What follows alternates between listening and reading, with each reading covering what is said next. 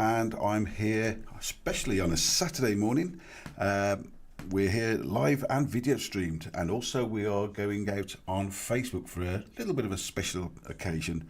This morning I'm joined by former Liskeard trader and local resident Fern Leaf. Good morning, Fern. Good morning, Mike. Okay, now Fern contacted us a few weeks ago asking if we could help celebrate the life of her brother David, who sadly died in tragic circumstances on this day in 1994. So we are, I don't know whether celebrate's the right word, but this is 30th anniversary today. It is. It is. Yeah, it's a long time. Okay, so Fern, can you tell me a little bit about your brother David? Right, my brother David, he was 10 years older than myself, so growing up we weren't ever so close, but as we got older and he moved up to South Shields, I used to go up there quite a lot and see him.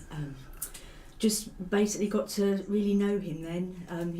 He was a lovely guy, great fun, loved music, loved cooking. He taught catering when he was up there. Just lovely brother. And where is it you said you were born?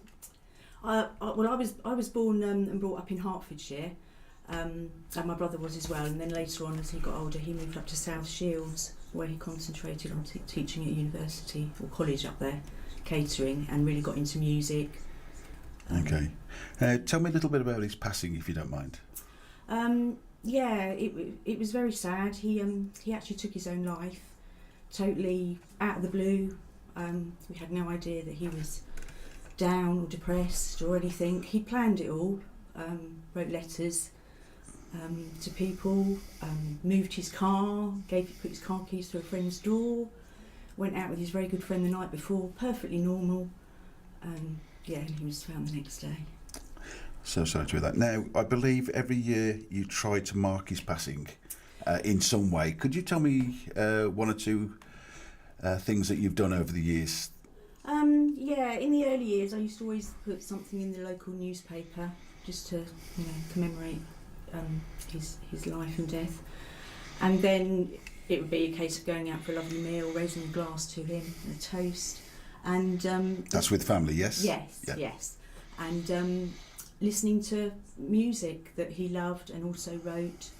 And of course that's why I'm here today, because there was a particular song that he wrote and it was played on the radio back in the 80s, so it'd be nice to hear it again. Yeah, we'll come on to that in a moment. You said he was into music. Was he a performer or was he just into the writing side of things? He wrote it all. He wrote the lyrics, he wrote the music, he was self-taught, he taught himself guitar and piano and drums, and he had such a flair for it. And this would be in the early 80s? Yeah. Okay. Yeah. Now, in particular, there is a track that he wrote, and if I try and do a little bit of magic, and I will try my little best here, let me just see if I can do this. Let me just see, I'll get this up, and then we'll try and see if we can change the screen over slightly. And there we have it. There is Opera of Love by And Indians. Now, tell me about And Indians. Do you know about them? Not a lot, just that it was a boy and a girl group with a very strange name. And they got together and sung it, and I heard it on Radio 1 one day. And there they are. That would be them? Yeah, I've no idea who they are or what they've gone on to do. Okay. They were... They were very good. I'll tell you, they were very good. And I believe that Dave Lee Travis, as you said, was the last person to air it on radio. So I will follow in his footsteps now. And what I've done is you could only access it via YouTube. So I've managed to get hold of a copy of it on MP3, and I've downloaded it. And this is for everybody listening. This is David Leaf. His song, and as you can see, it's Opera of Love, and it was performed by a band by the name of And Indians. Hope you enjoy it. You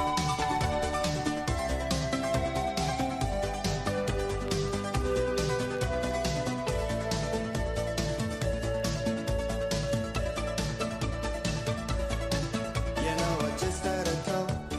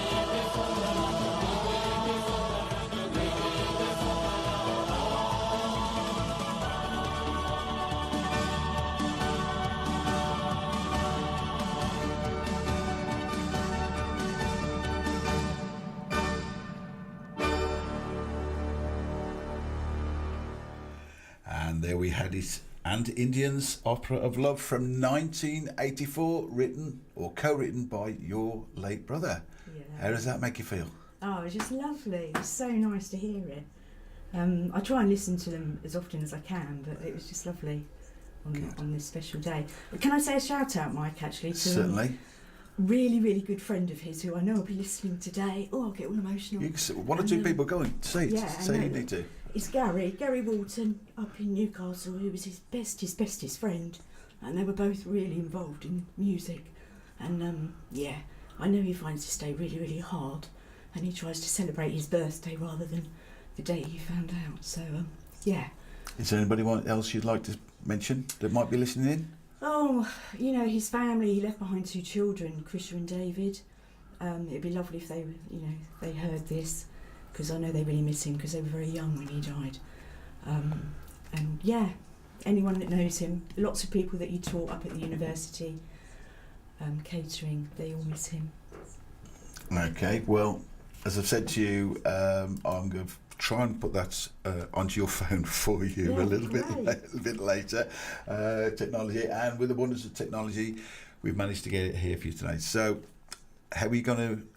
I'm taking that you're going to be doing something later today. It is 30 years. It is 30 years. I mean, we are going out this evening to a completely different event, but he will be in my thoughts all day and all evening, and I'll definitely be raising a glass to him, and I'm sure he's up there playing the guitar. Okay, well listen, thanks so much for coming and joining us, and as I said, this is on the Liskeard and Looe Facebook page.